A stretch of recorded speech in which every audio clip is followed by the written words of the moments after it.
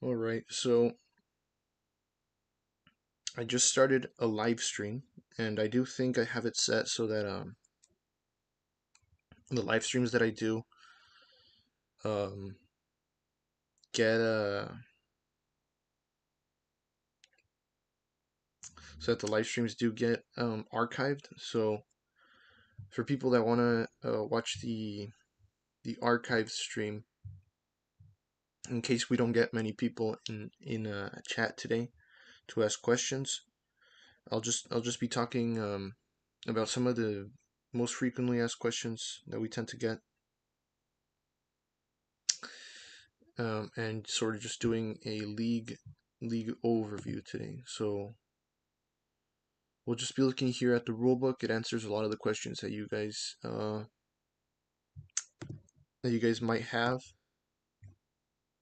I'm opening up the chat here now, so that when someone asks me a question, I'll be able to see it.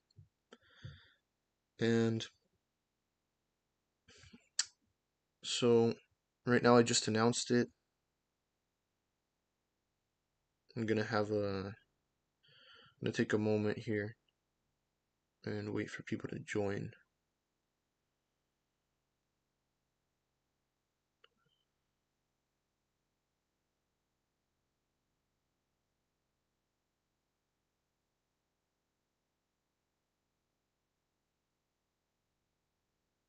Oh, whoops.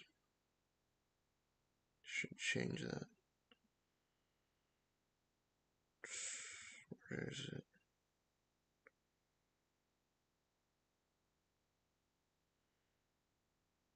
Hmm. Tweet not send out? I don't know what's going on with that. But anyways, currently currently nobody is live yet asking any questions. So just for the archive, I'll talk a little bit about the rulebook here and go over some of the things that it explains. Here we have our table of contents. The rulebook covers registration, the match format, the match procedure, and the conduct expectations for the tournament participants. So registrations is what I get the most questions about. Um, I get asked a lot about the space in the league. There's 64 spots in the league, and currently, as of today, we have 13 out of the 64 participants. So obviously, there's still a lot of space, but we are going to continue with the league anyways by August 13. If we don't have, even if we don't have the 64 teams, the teams that are participating are going to be playing the second season of this tournament. And in order to register for the tournament, a lot of people come into the Discord and they go under registration. They put their team in there, but you can do that. I do have the channel open so that you can do that. But in order to officially register, as it says here in the rulebook, you have to pay the registration fee, which is $3 US. And once you do pay the fee, you send me proof so that I can know who paid me, and I can know that um, I can have it like recorded that your team has cleared the entry fee. And then once you once you send me that proof, as the manager, you're going to get the manager permissions for the Discord, and then you're going to be added into the challenge tournament. Once you're in the challenge bracket, like the challenge website tournament, once you're registered in there as a participant, then you are officially, that's when you're officially a part of the actual tournament. And if you're just registered in the Discord channel, like I said, like it says here in the rulebook's also available as a PDF to download in the server if you want to reference it at any time. As it says in the rulebook, just putting your your team under the registration channel doesn't mean you're going to be in the season. You have to pay the entry fee, DM me with proof, and that's how you fully register and you're fully added to the challenge tournament. In terms of rosters, we're going to have a roster deadline. It's going to be after August 13. I haven't decided exactly on when, but it's going to be after August 13. After registration closes, there's going to be a small window for all team rosters to be submitted. I think most teams already submitted their rosters anyways that are participating. Most teams that registered sent their teams almost right away. So I'm probably only going to give it like 3, maybe 4 days at most after August 13 to send in your rosters. Um, and as with most leagues, rosters are locked in. So once the season begins, the roster that you sent is the roster you can play with. Like, let's say you had a really good player come into your team after the season started, and you wanted to add him in your roster. Yeah, he's not going to be able to play in the regular season, so or also known as the group stage. And rosters consist of 5 to 15 players. You can't have more than 15 players in your roster. Um, this should go without saying. Pretty much every league has this as a rule. It's kind of obvious. One player can only play for one team. If you play for more than one team in the league, um, let's say you play on a second account and you're playing on another team, like a completely different team, and you're playing for 2 teams in the West Coast, and I catch you, um, I'm going to have to penalize the team, and I will do everything possible to ban the player um, from participating in the league ever again. That's not allowed. Um, hopefully nobody will try to do that, but yeah, that's against the rules. Now I allowed for 5 roster changes, 5 roster modifications, um, for a specific window of time after the conclusion of the regular season. So this is before playoffs starts. Before the playoffs start, after the regular season is ended, the group stage is over, and we're gonna get into the actual playoffs bracket. Then you have 5 modifications that you can make. So if you have a few people that you want to add, or um, a few of your teammates, for example, quit your team or whatever, and you have to exchange them for another players, you can go ahead and make those modifications.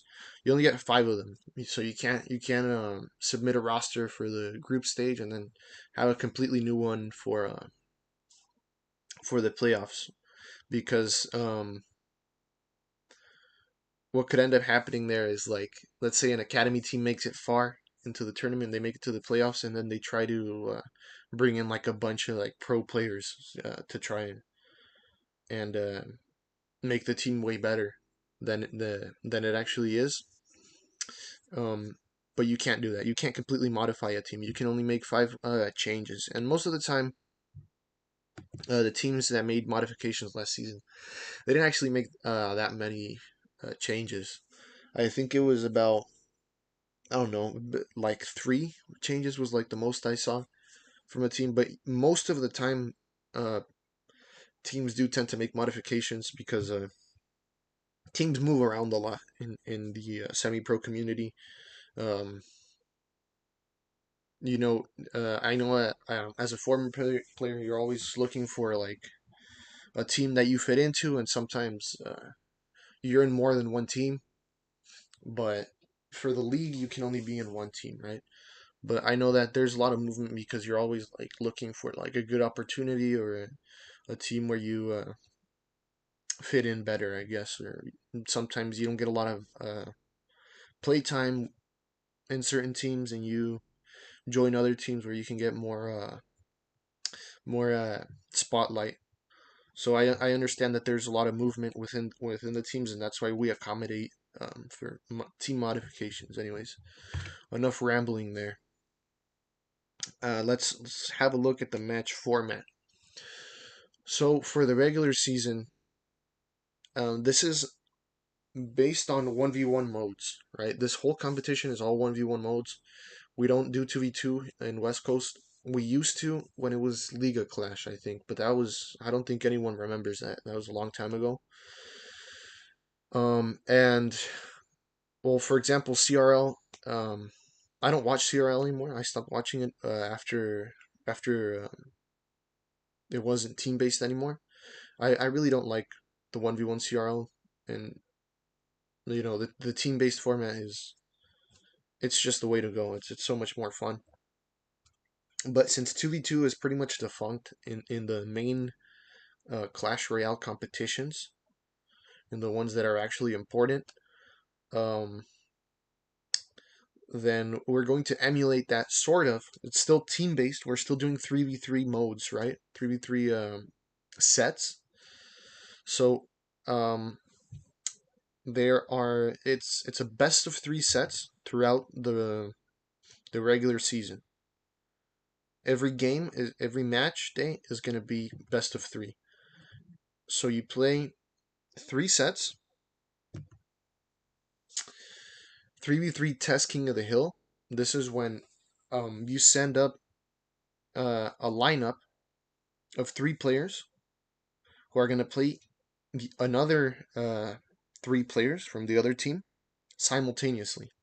And then whoever wins plays a traditional King of the Hill, and whoever loses is knocked out and is not going to be in the King of the Hill afterwards. I think most of you know the Test King of the Hill format. It's just a basic 3v3 Test King of the Hill, simultaneous, and then a traditional King of the Hill, which decides the outcome of the set. Then there's a 3v3 traditional King of the Hill. I think that one's pretty obvious. I don't think I need to explain it.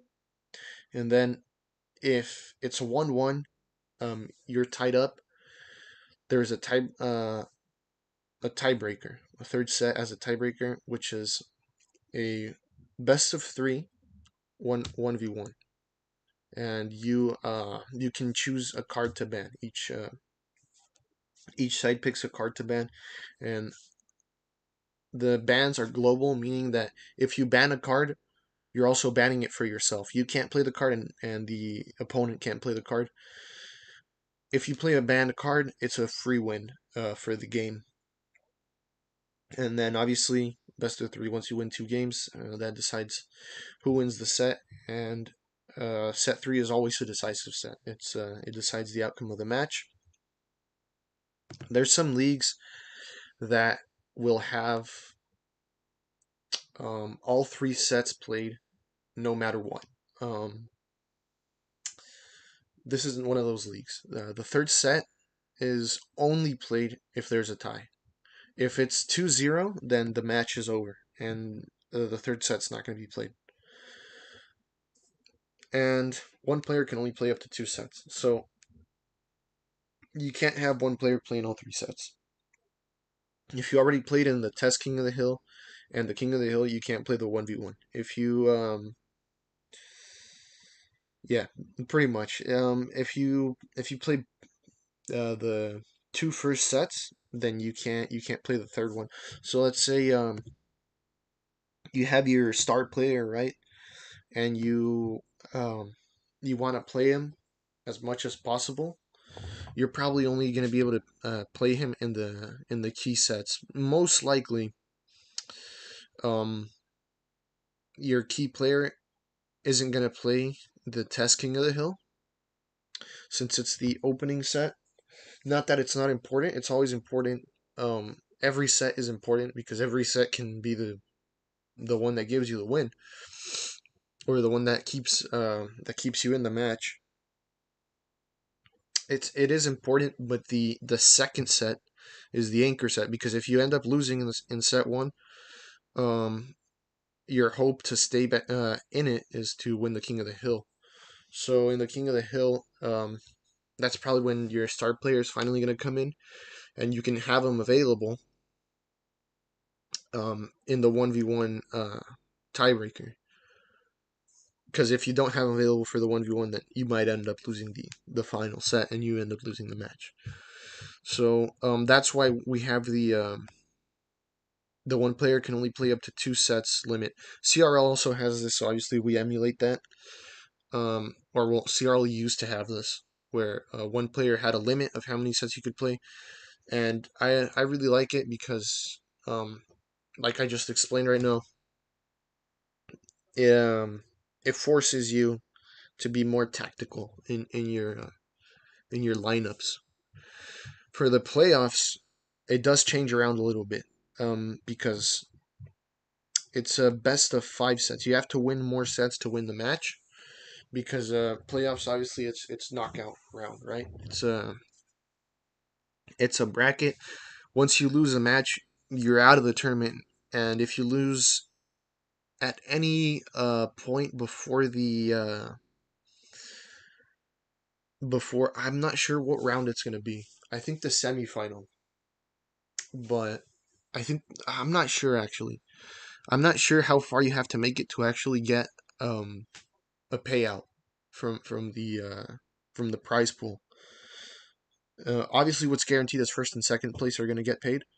Third place, I'm not sure if you have to make it to the semifinal. I'm not sure how that's going to work, but I'll look into that.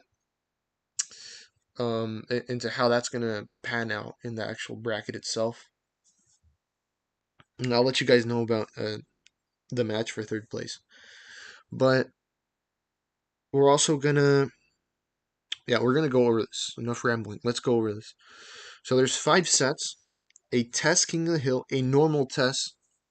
So a test King of the Hill, obviously you play the simultaneous set, and then the winners play a King of the Hill. It's pretty much always going to be, I think in a test King of the Hill you can sweep if all 3 players from one side lose, and then the other outcome is that 2 of your players win or 1 of your players wins. So the test King of the Hill always goes from the simultaneous 3v3 to a 2 versus 1 King of the Hill, right? So that's how the test King of the Hill works, like we said. And the test, it's just a simultaneous set. So whatever the record is, let's say one of your players wins only, and 2 of the other players from the other side won, then that side automatically wins, right? The side with the most wins during the simultaneous set, because there's no possible tie, right? Because it's 3-on-3. It's uneven. So the side with the most amount of wins wins the set. There's no King of the Hill played. Simultaneous set, whoever has the most wins at the end of the games, we count them up. That's the person that won the set. And after that, we have 2 test sets, test King of the Hill and test. Then we go to 1 versus 1 best of 5. So instead of a best of 3, it's a best of 5. 1 versus 1 set with global bans. Same business, just you have to win 3 games instead of 2. And obviously it's going to take longer, but this is a really fast format. This is probably one of the fastest league formats, playoffs formats especially, that you're ever going to see. Test King of the Hill and Test go by really, really quick. Because ideally, the test set goes by in the time span that one match lasts, right? And that's about it. So set 2 goes by really quick. Set 1, it's a simultaneous, so that lasts about 1 game, and then a 2 versus 1 King of the Hill, which is usually, oh boy.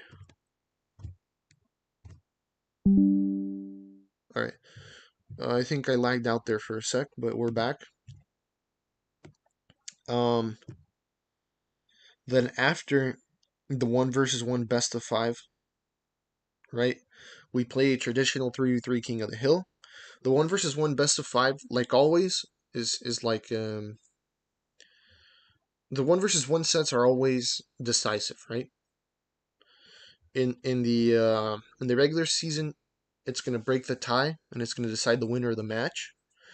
Here, it's the anchor set. So you can lose the first 2 sets and still be in it as long as you win the third set, right? The third set, this is what I like to call the anchor set. This is your anchor, what keeps you in it.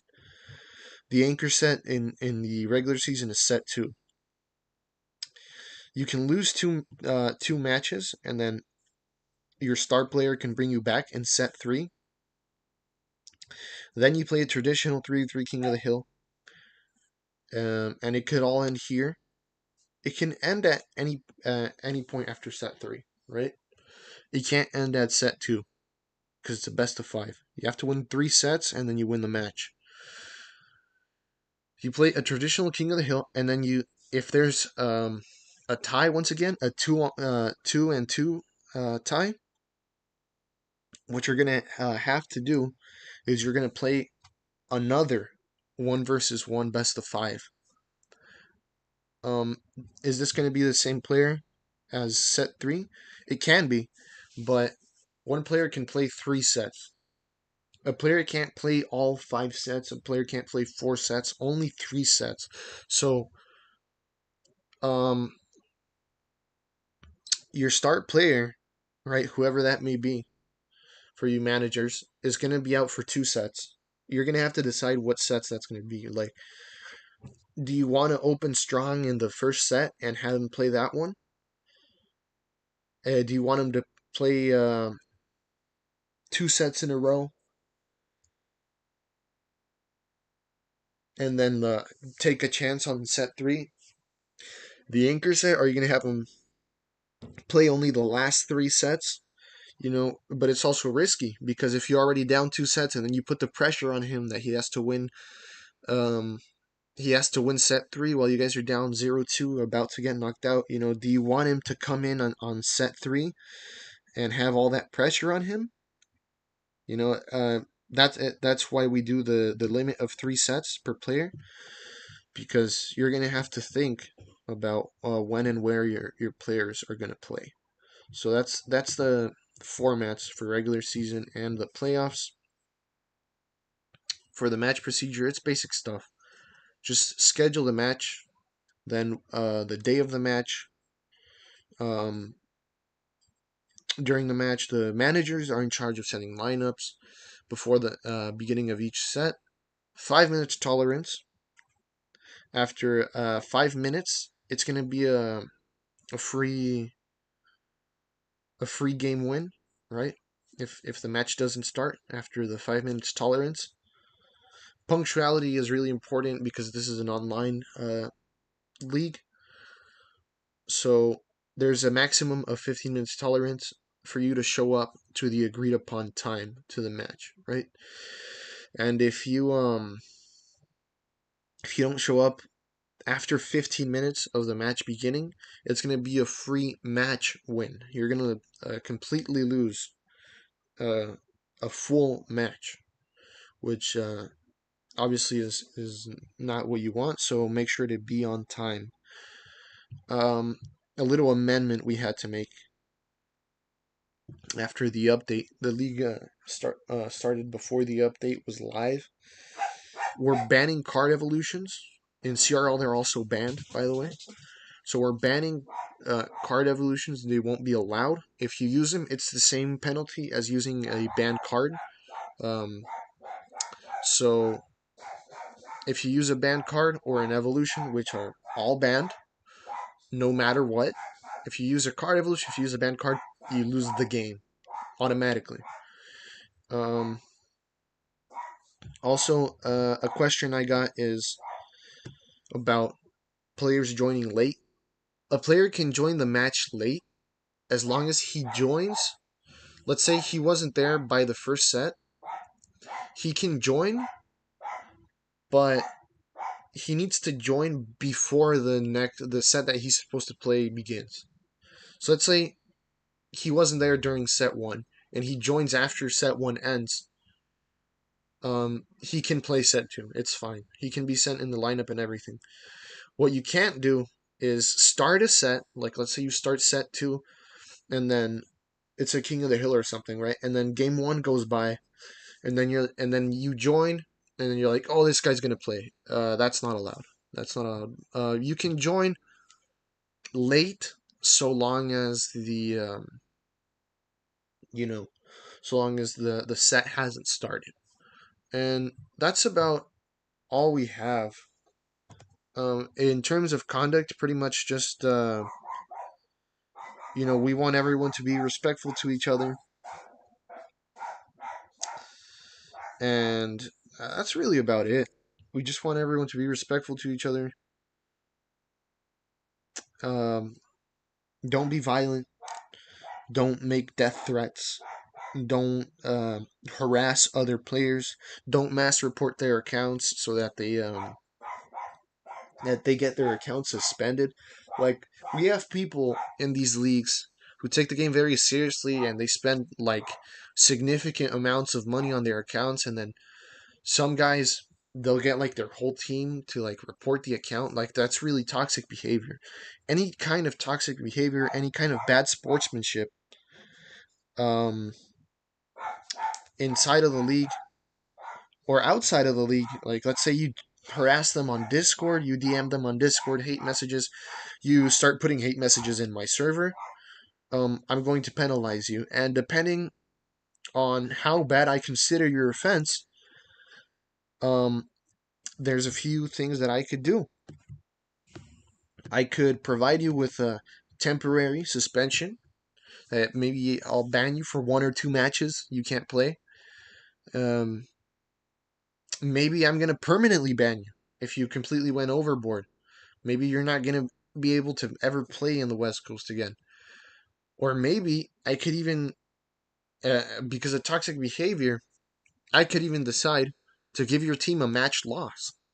So just behave, because um, the expectation of proper sportsmanship, of good conduct in the league is it's very it's very important.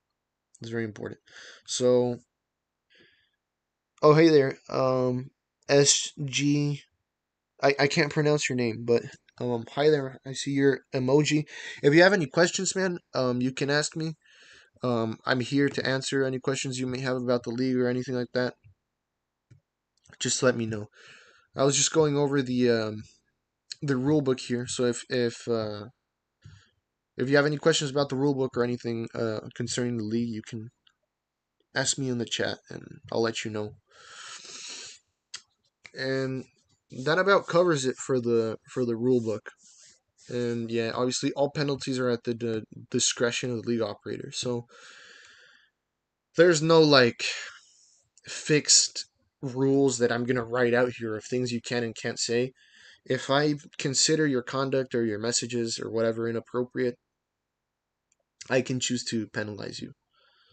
Um, but just I think this is the key phrase. Just show proper sportsmanship, and everything should be fine. There should be no issues there as long as you show proper sportsmanship. And that about covers it. Um, just joining to see what's up. All right. Sounds good, man. Sounds good. Yeah, just went over the league and the rule book really quick. That's about all I had to cover today. Um, what team are you from, by the way? Are you registered already in the league?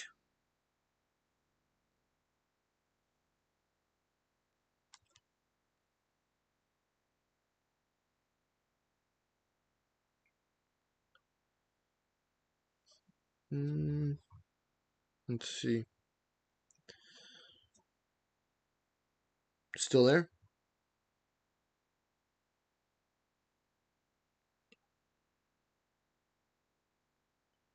Right, I don't know if you're still there, but top top goats. Oh, okay, okay, okay. Yeah, yeah, yeah. You guys registered pretty early on, huh? Yeah, you guys were like one of the first teams to register. So yeah, welcome, man. Welcome to the stream. Top X or OP.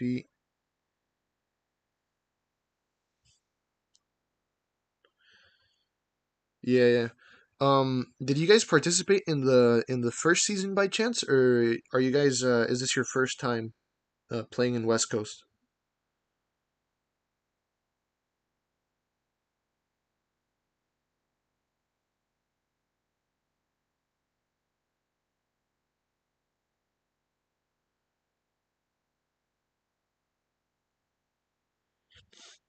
I don't know if there's a delay on my end or if you're still there. Yeah, I don't know, but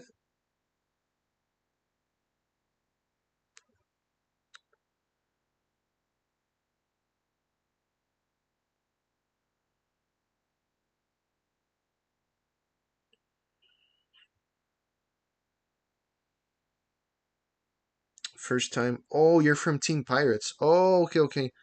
Yeah, Team Pirates didn't join this season. I was kind of surprised. Uh, I get along pretty well with the with what's his name, Oliver. I think a fair bit of delay. Yeah, I think so too. There's like a few seconds of delay on the stream. But yeah, I got along pretty well with Oliver. Like he's a pretty chill guy, and even helped me out for some stuff in the league. I'm pretty sure. Um, but yeah, Team Pirates isn't playing this season, so this is OP's first time. Okay, okay. Well, welcome to West Coast. It's gonna be fun.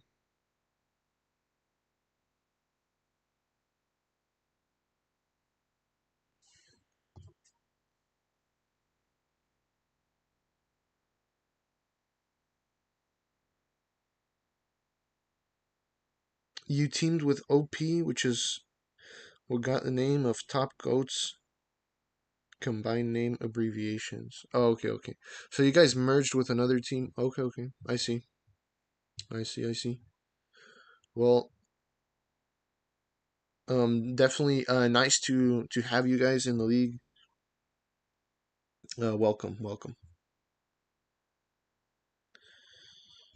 Anyways, but yeah, if you don't have any questions for me, I think I'm gonna close stream soon here because I pretty much covered everything there is here.